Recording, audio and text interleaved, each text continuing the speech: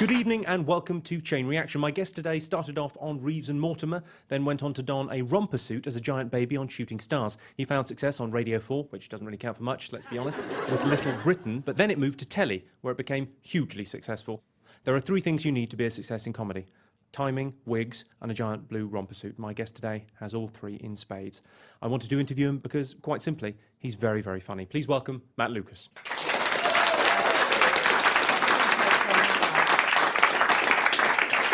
Well, I thought you were funny for years. I saw you as a stand-up. It must be 10 years ago now. Yeah, could be. I think Up the Creek or somewhere. Oh, God. Did I get booed off? No. It went extremely well. Oh. And now the first thing for me, I mean, Little Britain, I think, is probably what you'll be, best known for. Yeah. And it's quite a peculiar thing. It's been incredibly popular, and it's very easy after something's been that popular just to go, well, of course, because it's very funny.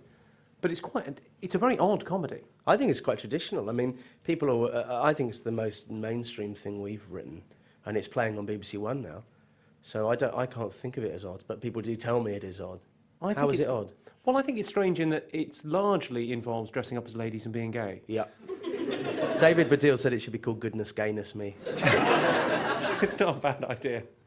So, how do you write? Well, there's a shop called The Comedy Shop where we go and buy ideas.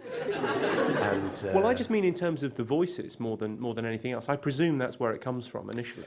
Actually, it doesn't really start with a voice usually. David in particular is very keen that that's almost the last part of the process, that we write from inside rather than from the outside, if that makes sense. Yeah. So you don't start necessarily with the way a character looks or speaks, but you come up with a concept, like David brought to the table the idea of the teenage boy who's got a crush on his friend's grandmother. We don't know what those characters are called yet or how they speak. It just starts off with that idea. Mainstream comedy ideas like a boy fancying his mate's grandmother. Yeah, or, Mainstream, very much like Barrymore or, Yeah, or a 40-stone woman in a health farm who still hasn't paid a bill or whatever. You are an incredible sort of mimic in terms of the voices you can do. Right. Were you not tempted to just kind of... I mean, it would have been a very easy... who am I? I don't even know who I am. I mean, who is the real me? I don't know. It must... That's what this whole enterprise is trying to discover. It must have been a Even the episodes in this series that I'm not in, because of the chain, come back to me to try and find out just who I is. Well, what were you going to say? Stop me before I make a bigger fool of myself. I was going to say, because, I mean, you can do very good impressions of people. Did you never think, well, I'll just do that, it'd be easy? Well, I don't think our impressions are that great, and we did a show called Rock Profile, where we did our sort of unimpressions. Very accurate. Do you think so? Very accurate. Barry Gibb as a lion is one of David's. And didn't lots of things sort of come out of that, though? The rock profiles. I mean, I was sort of surprised when I first saw Little Britain that you hadn't put a little bit of rock profiles in it. I tell you what, there is one thing in Little Britain, which is the Dennis Waterman, which is a sort of unimpression of Dennis Waterman, which is sort of in the rock profile tradition. But what you thought we'd do more sketches with people like Elton John and things like that? Yeah, I thought so. I mean, I know that some of the sketches came out of... David was telling me you did something with Lou Reed. And Andy Warhol, and that's where Lou and Andy came from, and why they called that. Yeah, that's true. So we used it as I suppose, a few. So Lou and Andy are Lou Reed and Andy Warhol. Well, because I don't know if you'd get that immediately. I mean, now you say it, it's obvious. Yeah. We did some sketches for a show called The Ralph Little Show, and David did Lou Reed, and there is one bit in the sketch where Lou says to Andy, "So, what do you want for your lunch?" And Andy goes, "Chippy." You're fine, but you know, if you go to Chippy for your lunch, you can't go to Chippy for your tea. So, what do you want for your lunch? Chippy. Right, so what are you having for your tea? Chippy. No, I don't know what it said. And Andy, yeah, no. So it's just that, right? And just that little bit, But then there was no wheelchair then, and there was no sense of someone in a wheelchair who could actually walk, and that all came later, really, the idea of... But that beginning of that relationship of David's character having a kind of, looking after my character, that started there. I think that the strangeness that I'd refer to in Little Britain is the fact that it's sort of based in a reality, in observations of people that we recognise, and then it's got that just sort of very, very strange, surreal touches. It's the never explained that I love. Some are and some aren't. I mean, we try and do lots of different types of humour. So, particularly in the second TV series, there is some gross out stuff. And then there is some just very odd stuff, like Mr. Man, we call him, who always goes into a shop, and it's the same guy working in the shop every week, but selling different things. Margaret, Margaret. And David's character always asks for very specific things. I don't think that there's much observed in that. But there are characters. I mean, one of the popular characters in the show is Vicky Pollard. And there is a satirical sense. I mean, that's just quite fortuitous in a way, because it's just a time when suddenly everybody's noticing what they call chavs, really. And it's just something in the air. It's a bit like... Because when I first read that, I thought it was Shav. Shav. That's how posh I am. I see there's sharves in the paper. They're everywhere. There was a moment, and I'm not claiming success on this level at all, either creatively or commercially, so I'll make that clear. But there was a moment when, like, Harry Enfield had loads of money, and it was just right for the time. People just went, oh my God, yeah, there really is someone like that in the late 80s. And Sacha had it with Ali G, where everybody suddenly knew someone who was talking like that and kind of wanted to be black in that way. And people do seem to come up to us and go, I know a Vicky Pollard, my daughter is a Vicky Pollard, or... My daughter is a Vicky Pollard? Yeah. Sounds like a Trisha title. Yeah. Well, we just done a sketch for Comic Relief where Vicky goes onto the Trisha show, and I was sitting in that seat thinking, I knew I'd be here one day. I knew with the dysfunction of my life I'd be here one day. That's great. No, I do think it's kind of captured a bit of a zeitgeist, that. Yeah, there's just a slight sense of that, yeah. Does it ever annoy you that some characters, you know, are really popular and some aren't? Because I imagine your favourites aren't necessarily the public's. Well, actually, the thing about Little Britain is people have different favourites anyway, they seem to have. But, no, I'm not annoyed. I'm just grateful that anyone likes any of it, really. I think it would be churlish to react against people enjoying a part of your show. I enjoy doing Sir Bernard Chumley very much. So there's a few characters that are at a slightly lower key, but it's great that we've done something that people seem to enjoy. It's great for us. Yeah, it's nice for my mum. She likes to talk about it. The other thing that I wanted to mention was it's got quite a lot of sort of stuff about being gay. It's a very puffy show, yeah. Yeah, couldn't be more puffy. Now, you're one of them puffs, aren't you? Yeah. That I've been hearing so much about. Yeah. That's the medical term for it, yeah. Yeah. I mean, did that kind of inform it at all, or do you just... Well, I think you write about what you know, and... You know a lot about latex. Yeah. Well, I'm actually, you know, quite a conservative dresser, but the great thing about having a camera on you is it legitimises any strange behaviour. So in this current series of Little Britain, as Andy, I run naked into the sea, which is something I would never do. But because there's a camera on me, I can sort of justify doing it. Yeah, as long as millions are going to see it, it's fine. Yeah, it's sort of worth it. But yes, it's a very gay show. Do you like that? I mean, is there... Yeah, I don't have a problem with it. I think what's nice is that, a bit like Goodness Gracious Me, where, you know, the show does have an identity, and that is part of its identity, because we write from what we know, but at the same time, I don't think it excludes people. The main aim for Little Britain is to make something that A, makes us laugh, and B, entertains as many people as possible. I mean, I really like the fact you took it up a gear in the second series, and that it changed a bit, and it was a bit more, you know, there was the gross out stuff, and there was the stuff that was shocking, because it almost like tuning in for the first one. I remember I went to the screening of the first one, and felt like it was a comfortable old pair of shoes. Felt, oh, Little Britain, oh, lovely, some new skill, brilliant. And then it was actually quite surprising, because it sort of had ramped up. Well, it was filth. Yeah, when it was dirty, dirty, horrible filth. Yeah. Which, you know, I'm partial to. Well, you know, it's a weird thing, because a lot of people, sometimes we get asked by journalists about, you know, being offensive, but I think people often get offended on other people's behalf. And I think more often than not, yeah. Yeah, and I think one of the things people talk about is like, for instance, the vomiting women. And for me, the more offensive thing in that sketch is the political views of those women, not the vomiting. But when the vomiting is done, it's done in a very cartoony way. It's done in a very ridiculous, heightened way. Let's start at the beginning. Okay. Shall we? Yeah. Looking at you as you're quite a striking looking fella. Gorgeous, people say. People do say gorgeous, yes. Yeah. A modern day Yul Brynner. Thank you. Yeah, well, this is when I was 6 years old, all my hair fell out. So, yeah, so that sort of forces you to sink or swim. And I sort of didn't want to get known as the boy with no hair. You know, I wanted to kind of achieve something else. So you've had a massive hit comedy on the BBC. Yeah. That's gone very well. Yeah, that's cool. It all fell out. Yeah, it all fell out, so yeah, I don't think tells the whole story. No. Okay, what happened was, When I was 6 years old, my hair started to fall out, and I think it was over the course of about maybe 2 or 3 weeks, maybe 6 weeks. Not that much longer than that. And I would wake up in the morning and find loads of hair on my pillow. And it didn't fall out in a nice aesthetic way. It didn't sort of recede, it just sort of clumps. Although if you had been receding when you were 6, that would have been really quite disturbing. That would have been strange also, And you started to smoke a pipe. Yeah, but grew a beard, even though my hair was falling out. So that was kind of weird. And quite cruelly, my hair then started to grow back about a year later, but then fell out again. So thanks for laughing at my trauma.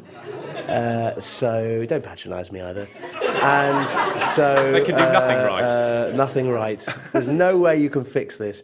So that was kind of hard, because I think it was quite hard during adolescence, because you want to fit in. You don't want to stand out for any reason. So, yeah, and you do. I mean, you do stand out. You're a very striking-looking guy. Beautiful. Yes. Yeah. I mean, I think it has been a massive advantage, because the characters you play in Little Britain, you're a blank canvas for sort of wigs and weird things that you do, and you look entirely different in every different sketch. But yeah, makeup artists really like me, and yeah, for a fat bloke, I do sort of look different, don't I, each time? So that's great. Yeah, and the first wig I wore was when I was at school, when I was in my last year of primary school, and we got a wig on the National Health. There was no system then for wigs for kids. Wigs for Kids, that would be a good name for a shop. So that's quite specialist. What happened was I got a woman's wig, a lady's wig. That's all there was. And I went to the shop and the wig was cut to fit my head, as it were. But so I had quite big hair, sort of almost a bouffant. And I wore this wig to primary school for a few weeks, but I used to do a mamolum and sort of take it off when I got hot. And of course, some sort of common rough kids in the year above me would run past me and pull it off and do the Benny Hill thing on my head. So I had to make a decision when I was off to secondary school whether I'd wear this wig or not. And in retrospect, I'm really glad that I didn't, because what had happened if like one day in the fourth year it had suddenly come off? It would have been too weird. And also I didn't have eyebrows, so I think it probably looked quite weird. But I still have the wig at home, and it was the first wig I wore as Sir Bernard Chumley when I was doing stand-up. That was the wig, yeah. And I still wear it sometimes when I do the act. I mean, you seem incredibly kind of cool about it, but it's quite a thing. I think in the grand scheme of... Well, there's two things, right? In the grand scheme of things, it is the sort of thing that you could let screw up your childhood if you wanted to. But, ultimately there are people who've had a much, much tougher time for other reasons, so you've got to put it into perspective. Also, it hasn't really done me any harm in adult life, and it probably has been a contributory factor to some of the success I've had, even if it just gets people to recognise you and remember you. So, I don't like to think of it as a horrible disadvantage. Now, you mentioned wearing the wig the first time you performed Sir Bernard Chumley. Yeah. Now, you did that as stand-up. That was your sort of stand-up character. Yeah, what happened was when I was about 16 years old, I started auditioning for things like the National Youth Theatre. Stuff like that, which you just do in the summer holidays. And I wrote an audition piece, which is a monologue of an old, ageing actor. So, like this sort of thing.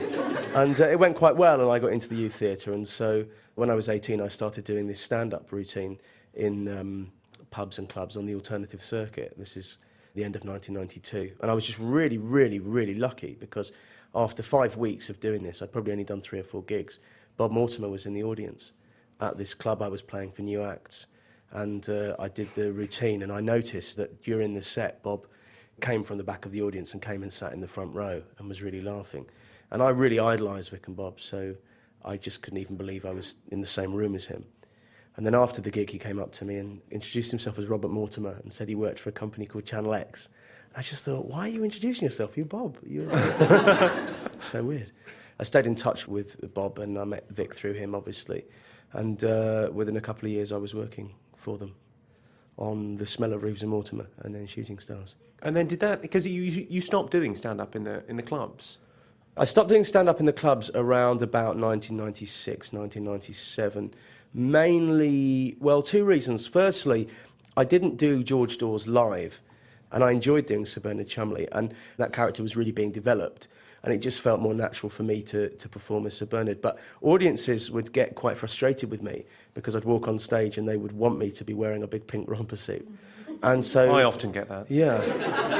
Yeah. I feel it's there, tacitly underneath. Yeah. So there was a slight sense of disappointment, I think, from audiences. They sort of wanted to see me but didn't, because I wasn't doing what they wanted me to do. And also, it was shortly after my dad had died, and I was in a hotel in Manchester, and I played a gig supporting Frank Sidebottom. Do you remember him with a big paper mache head? Yeah. And I remember the only room left in the hotel that I could get was one of these rooms in the roof. So the only window was in the roof. And I was just lying back on my bed, and I had done a good gig, but I was just lying there, and it was about 2 a.m, and I just thought, this is really lonely. I don't want to do this anymore. So I just pretty much stopped overnight. Was it the death of your father that made you sort of think... No, not really. I just thought, this is just lonely and this isn't that much fun. I just stopped enjoying it. I'd had a gig where I'd got booed off a couple of years earlier. I used to get booed off a lot, and the sort of act that I had would either go one way or the other, so it would either bring the house down or I'd have to leave by the tradesman's exit. So I did this gig, and it was a horrendous gig because it was in Edinburgh Festival. Vic and Bob were doing a gig at the Edinburgh Playhouse, which is 3,500 people. And the gig was supposed to start at 11 o'clock, but there were some technical problems at the venue, so the audience were waiting outside. And at 1:45 in the morning, I got on stage at the Edinburgh Playhouse, playing to a very drunken audience. And they were quite dissatisfied because they'd been waiting a long time for the show to start. And I got on stage, and I was actually doing really well, and then something happened. I just kind of lost them. And I got booed off in front of 3,500 people. Not by 3,500 people, by about 100 guys, but I just got booed off. And something went from me that day, and I carried on doing stand-up, and I carried on doing gigs that went down really well, but I got fear after that. And straight after that Edinburgh season in 1995, I went on to support Blur, bizarrely. Are you making a proportion of this up or all? No, all of it. No, I went on to... I did, just really, really bizarrely. Damien Hirst had been engaged to direct the Blur video for Country House, and he remembered meeting me, and he wanted a bald guy to run around in the pop video and be chased by girls as a kind of nod to Benny Hill. So Great. I can't argue with that, can you? You can't argue with that. And I got on really well with them. And basically, after I did Edinburgh in 1995, Blur asked me to go and support them on tour. And some of those gigs, I lasted 90 seconds on stage. 90 seconds? 90 seconds, yeah. So walked on, didn't go great? Or was it a brilliant 90 seconds? No. You should have written more stuff. I should have had more material. That seems an extraordinary thing then. So, I mean, I think being booed off in front of 3,500 people must just be an incredibly soul-destroying thing. Yeah, that coupled with the difficult experiences on the Blur tour, even though I wasn't playing to a comedy audience. It's much more of an American thing, actually, the opening up for rock acts. Yeah. I know a lot of American comics that do it, but it never really took off over here. No, it's a very bad idea. It's a bad idea. The famous story is Tommy Cooper opening at Wembley Stadium for Sting, and Tommy Cooper getting booed off and having bottles thrown at him and walking off and passing Sting in the wings and saying, "Follow that." But no, it doesn't really work. It doesn't really work. And so that gig and the gig at the Edinburgh Playhouse just imbued me with a little bit of fear. And you're back doing live stuff. I mean, I saw you. I was lucky enough to be at the Albert Hall last year doing. You performed some Little Britain things at that. That was the first time we'd done that. Yeah, and they were phenomenal live. Thank you. We're back doing stand-up, and actually, I've been doing some gigs as Marjorie Dawes hosting award ceremonies, and I absolutely love it. Marjorie Dawes doing awards? Marjorie can say things that other people can't say, so people come on. Somebody came on the other day to collect an award, some girl, and I said, it wasn't very nice what she was wearing, and I said, "Oh, I thought C&A had gone bust, but you've obviously got contacts." And I just found that I had a kind of voice in this character, and I should make it clear that me and Dave write the character together. So, and a lot of comedians do these gigs. The really cool ones, in fact, even do them and don't want you to know about it. Oh no, we all like a corporate. We all like a corporate gig. About 2 a week, me. Right. Yeah. I really, really enjoy them. They're great fun, yeah. Because it's someone's Christmas party more often than not. Yeah. It's the National Insurance Awards, and you go, right, I imagine that'll be dull, and of course it isn't because they're all ripped. Yeah. And trying to sleep with their secretaries. It's hilarious. It's great, and also you can say you find out who the boss's name is, and then you say something outrageous about them, and so they're great fun. So yeah, we're starting to do some live work, but in a year's time, at the end of 2005, we're going to do a national stage tour, and it'll be our first stage tour since 1997. And we're really looking forward to it because we started out doing live work, me and Dave. And we used to get up to quite a lot of, I don't know if you saw our early shows together, but we were quite naughty and we'd sort of chuck people out like Barrymore and we'd confiscate their shoes and stuff like that. And kind of cause a bit of a riot. Now, I mean, I suppose we've sort of talked about you sort of getting into comedy and becoming a performer, but your relationship with David strikes me as a very, very sort of important thing. And I think probably most people won't be aware it's been 10 years. Yeah, You've been an incredible overnight success with Little Britain. Yeah, David said we've been 10 years together, and the first 9 years, 9 years of crap and 1 year of success, which is quite a pessimistic way of looking at it, really. We've really enjoyed it. We met in 1990 in the National Youth Theatre. And did you immediately like each other, or? Well, David always says that he didn't want to meet someone else who was funny, and we were in the halls of residence in Tufnell Park, and we've told this story quite a lot, but I did a Jimmy Savile impression, and David did a Frankie Howerd impression, and so we were introduced to each other to sort of swap impressions, and we did. And then the next year, there was a production of The Tempest. Has that got Frankie Howerd and Jimmy Savile in it? No. I'm not familiar with Shakespeare's work, but were you cast opposite each other? No, David was Trinculo, and I was, this is so embarrassing, I would bring scenery on and off, and I would watch him from the side of the stage every night and just think this guy is hilarious. When I was 17 in 1991, I had two ambitions. One was to one day meet Vic and Bob, and the other was to one day perform with David Walliams. And it's gone very well. It's gone all right, hasn't it? Yeah. Yeah, that's almost perfect. Yeah. The Vic and Bob thing we haven't talked about much. That's where you first got public attention. Yeah. All I can say is like they were my idols, and they still are, and they were the reason me and David became comedians, because we saw their work and was so enamoured of it. And watching Vic Reeves' Big Night Out was like being part of a club. And I remember watching it the first week and thinking, and then the second week going, oh right, and then by the third week just being in hysterics. Yeah, and it was like a gang.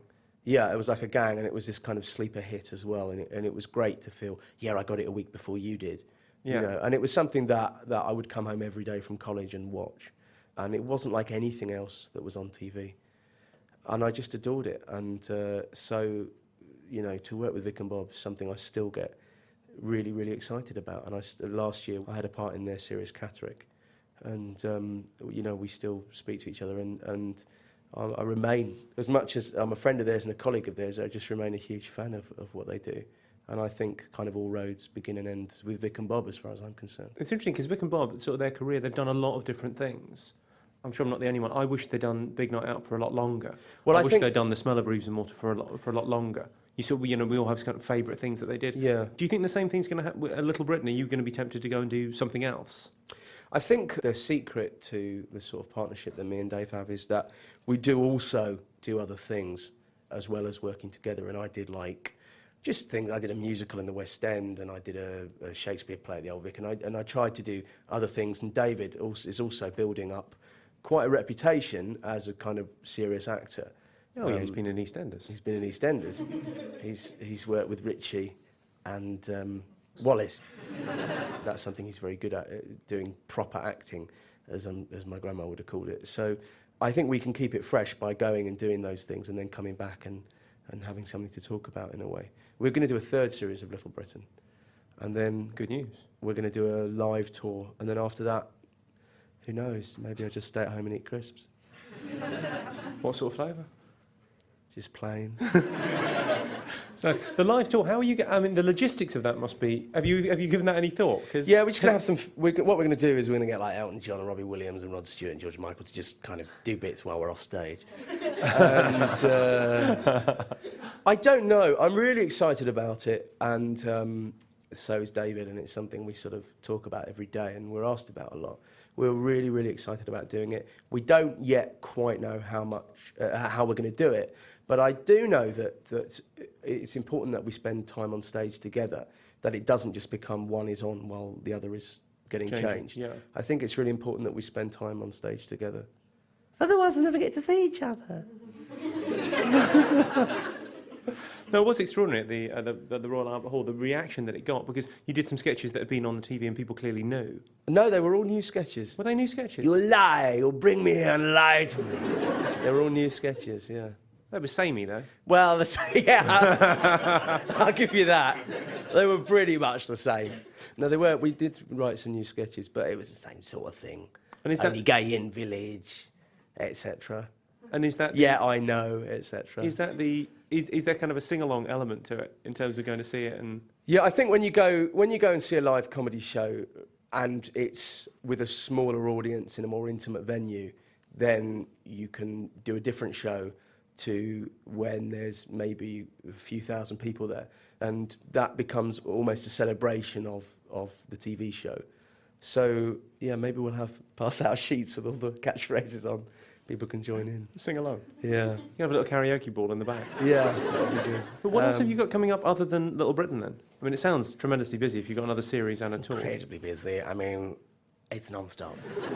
I am doing a small part in the new Russell T Davies adaptation of Casanova that Peter O'Toole is in. Casanova? Strangely not. Amazing, that. That sounds good. Yeah, it's just a few scenes, but it was really good fun to do. I'm a big fan of Russell T Davies's writing. And I'm doing currently, really been enjoying doing the voices for a new cartoon series with Rick Mayall and Morwenna Banks and Phil Cornwell. And I must say, Rick Mayall is just an inspiration. And it's just so entertaining to what's be that in called? that company. It's called King Arthur's Disasters. And the other thing is, I haven't done it yet, but I want to open up a really big chocolate shop. A really big chocolate Yeah, shop? I'd like to open up a really big chocolate shop where you can go in and it's like a destination. It's not like something you just pass. You actually make a point of going there for the day. And there's loads of floors, whole floors dedicated to white chocolate, different type of Maybe a sweets. toffee crisp Toffee crisp floor. wing. And then I would like a little train that you can ride in that goes around. And what I want is you to be able to go in there and design your own chocolate bar when you arrive, and by the time you come out, to be given your own chocolate bar that you made. Wow. Yeah, don't know how I'm going to do it, so don't be that amazed by it. So do buy the Little Britain DVD. Yeah, please do. All Please funds do. are going towards this largely charitable endeavour. In fact, if there was Jim or Fix It still going, I would write in and ask. Well, my name's Jim. I've got some connections Okay. in the confectionery business. Yeah, would you mind? We'll make it happen. Well, it's been a pleasure talking to you. Ladies and gentlemen, Matt Lucas. Thank you. There you go.